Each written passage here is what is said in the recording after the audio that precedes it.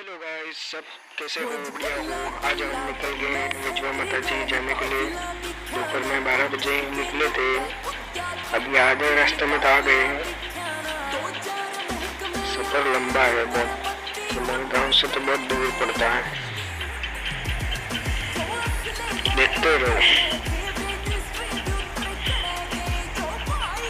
माहौल बढ़िया है इधर साइड। ये आ गए हम विजय माता जी। दर्शन कर लेते चलो।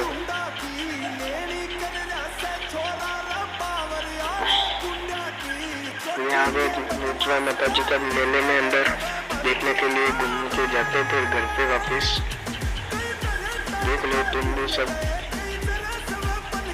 बढ़िया है ना, सब कुछ है। ये वापस निकल गए हम घर की तरफ चल रहे हैं। हमारा कैमरामैन देखो वीडियो बना रहा है, चूतिया जैसे बना रहा है, हंसी मजाक में वीडियो बना रहा है। एक नंबर चूतिया है हमारा कैमरामैन। छोटा है पर बहुत खोटा है। हम अभी घर पे आ जाने वाले। घर गांव हमारा पास में आ गया।